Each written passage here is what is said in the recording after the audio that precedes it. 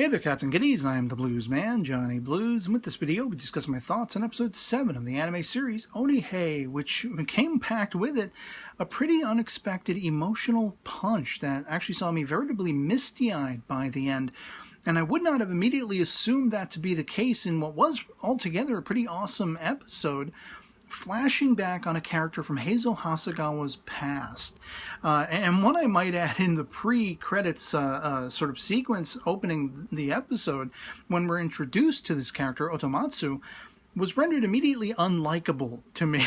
But everything from seeing just how selfless and giving and law-abiding and moralistic a character like Heizo has been, even 20 years hence when we are introduced to this character as a child, who is somewhat of an ugly soul, you could say. That is in no way to disparage the fact that, he is physically scarred and rendered as people might perceive him as being physically ugly, but this will be a character trait that, he becomes known for as part of a roving gang of rapists and murderers and things of that sort. In the modern sense, he is captured, and it's unbeknownst to Heizo at first that this is this person he once knew, and actually whose life he tried to save and be beneficial toward, only inadvertently making it worse. In this opening sequence, I was all prepared to be wowed by Otamatsu's smarts and charm. In the opening sequence, we see a bunch of kids chasing down another,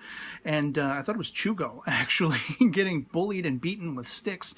And this shop owner comes out to try to save the day, chasing these rabble-rousers, if you will, off. And, we have Otamatsu staying behind and offering up a challenge to this shop owner. Well, why would you talk to prospective customers this way? Do you want to go out of business, lose all your clientele by being so mean and demeaning and everything like that? And this guy calls him on his bluff. He's like, well, what do you, as a kid, what do you think you're going to buy in my shop? And so Otamatsu pulls out some coins, and he's like, I'm going to take those water jugs. For as cheap as you're selling them, I could have gotten a candy bar, but I'm going to, take those off your hands and everything like that. And I'm ready to see Otamatsu take his stick that he's carrying and lug these two water jugs up on his shoulders, saving face and walking away, proving this guy to be a dip, to be an ass.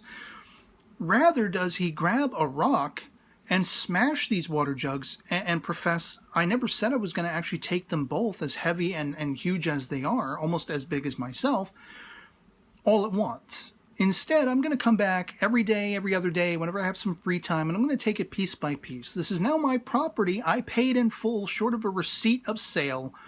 You're going to leave it there, and I'm going to come collect my property whenever I feel like it. And the whole crowd around him are like, exalting him as being a really smart kid and everything like that. I'm just like, what a little asshole.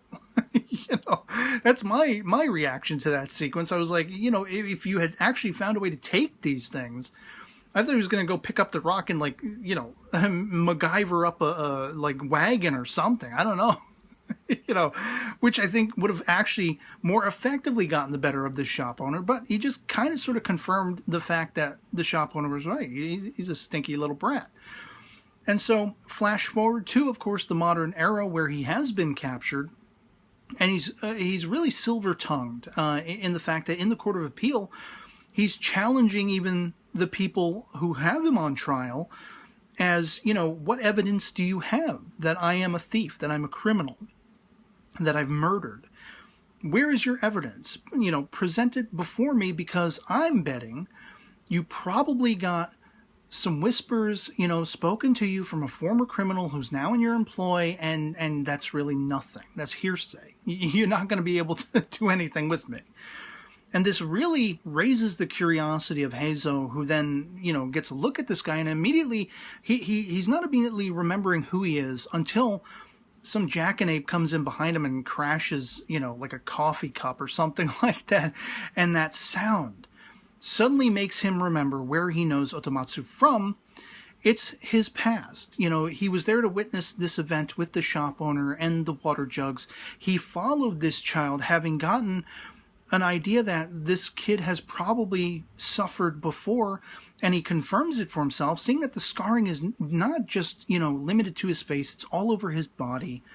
Probably very likely as a result of being abused by a stepfather who we see as a gambling drunkard. His mother, she's very concerned about getting him out of the house at night, so when this guy comes home losing all his money, he won't take his aggravation out on her son and all this kind of stuff. And at one point, during a very vicious getting beaten up sequence with this stepfather beating the hell out of Otomatsu, Heizo comes in and knocks this guy for a loop, and he's like, look, you touch this kid again, you're going down. And he says to Otomatsu as he's parting, any trouble with this guy ever again, come and find me. And he thought he was doing something for the greater good. He was a compassionate individual wanting to save the life of this young boy, whom I believe he feared could be on a dark path if the wrong things, the wrong puzzle pieces fitted together. And that's very much how things played out, because this just made the stepfather that much more daring, that much more bold in his abuses and things like that, getting that much more physical. We do find that Otomatsu actually had escaped for a time trying to find Heizo at his family mansion, but this was a time when Heizo was away with work. And the people at the mansion thought he was just a rebel rouser and sent him packing. And when he got back, word apparently, or suspicion apparently, got back into the mind of his stepfather and made him that much harder core, which saw to Otomatsu defending both the lives of himself and his mother, and stabbing effectively through the back with a broken stick his stepfather. And somewhat incredulously to me, we see the mother cowering over this man, crying, and then turning bold-facedly at her own son and calling him very viciously a murderer. So from then on, Otomatsu's entire life was ill-fated. It was such a tragedy that then, it's not bad enough that it twisted his mind into the sick nature of becoming a rapist, murderer, part of a gang and everything like that. All of that stuff, everything that landed this guy into the position he's now in. But he also wants to very personally get back at Heizo when he realizes Heizo is one of the guys governing what his penultimate, judicial outcome is meant to be. And as he's being brought back to the cells, he sees Ojun, Heizo Hasegawa's daughter. Now, I don't believe we were given any heads up in the dialogue or anything of that nature as of yet that hinted to the fact that she was adopted, formerly the child of a criminal that Heizo and his wife took in. And this melted my heart. It was like such a beautiful soliloquy to that entire thing, sort of coming full circle. Here is a life that Heizo tried to help, tried to save, and it went horribly, sourly wrong. But then here is this child in the modern sense where it's gone somewhat right. Even if the girl is bouncing balls around and knocking fish over that Heizo desperately wants to eat, and making it a useless meal that he can't eat anymore, and he's upset about that and everything like that, and the mother's chasing her around. They love this child to pieces, and they've made her life better, and probably aren't even aware of how much they've done so until they risk the chance of losing her, because Otomatsu, in his rueful nature, decides to, basically connive one of the guards by saying, look, I'm actually going to tell you all about the gang, where we're going to hit next, because there's a child there that I don't want to see twisted darkly as I was, as that child Ojun might have been. And the guard takes him at his word and lets him see Ojun again. That's part of the deal. I just want to see her again to make sure I'm making the right choice.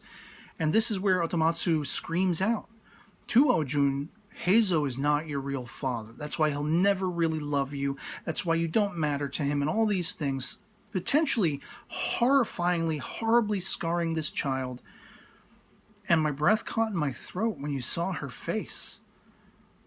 It's as though she may be suspected, and that's kind of Otomatsu's assumption, that she knows somehow that it's just not quite right. They're not my mommy and daddy. There's something off. even though they're kind to me, they're loving to me and everything like that, there's something off in the way this little girl feels. And he tries to exploit that. And it really could take an even grander, tragic turn when just for a minute, Ojun gets out of the sight of everyone and disappears. And it's like, oh, damn, what happened? And at first I was half expecting her to be in the cell talking to Otomatsu and getting to know him a little bit more. But rather, because of that awakening, that idea that, you know, maybe daddy doesn't love me as much as he should because I'm not really his daughter. I want to do something to make him love me. I want to make up for my having knocked his fish dinner into the dirt, rendering it unedible. And I was like lost. I didn't know what the hell was happening because Heizo sees a guy carrying a couple of buckets and something registers in his mind and he thinks to go to the riverside. He sees over by the bridge, there is Ojun in the water. I'm like, did she try to kill herself? And incredulously, I'm watching the sequence of Heizo going into the water, saving his adopted daughter, and they're heartfelt holding each other. He's trying desperately to wake her up. He's on the verge of tears himself. I'm on the verge of tears watching it. And the little girl comes back, snaps back to reality, and just is apologizing for the mistakes she made. And it killed me. It killed me. I was just short of full-on crying at that moment when they embrace each other and she knows that Heizo is her father and loves her dearly. Would have died for the loss of her. And his then being able to kind of stick it to Otomatsu in the here and now, who thought he'd gotten back at the guy whom he blames for redirecting his entire life in a negative direction. Speciously, though it may be, this is what Otomatsu believes. And Heizo he told him what really happened. And Heizo's family's that much stronger for it. At the failure of Otomatsu wanting to undermine all of that. And Otomatsu, he's given up by that point. He's like, I want this all to end. I'm tired of the scars that I carry with me, both physically and internally. Let my life be at an end. It's a fitting punishment. But not before Heizo also embraces him. And there is the briefest of amends being made one final time. And once his execution is complete, 5 days we see passes, and Heizo's been rendered very reflective and distant, you might even say, until reminded in that final shot of his daughter Ojun and how happy his family life is. For all the choices he's made, not every choice has been perfect. Some have, unfettered such cruel twists of fate for people's lives, whereas other choices have been beneficial and have taken down the criminal element and everything like that. That's what life is. It's an entire gray area of good and bad and everything in between. And this was just a beautiful, amazing episode. Once again, I will say as a minor criticism, some of the animation, especially the flashback stuff, they were tweaking the color. They weren't quite going sepia tone, but it was like grayscale-ish, and it looked a little wonky. And then a couple of, mostly in the early portion of the episode, a couple of the sequences were not well lit, and it seems like they were darkened up just to hide possibly not entirely up to snuff animation. But I didn't care, really. I'm not somebody who overly analyzes unless it looks flat out bad. I mean, story above all. And this was a story for the ages as far as the line of episodes of Onihei goes. This has been a stellar series, and it's been killing it every single episode. And so I loved the hell out of this one. I loved all the emotions and the impact and the weight of it all that I felt, and I'd love to hear from you guys what you thought of this particular episode, episode 7 of Onihei, if you've seen it as well, if you enjoyed it as much as I did. If not, why not? Let me know in the comments below. Just love having that conversation. And so, yeah.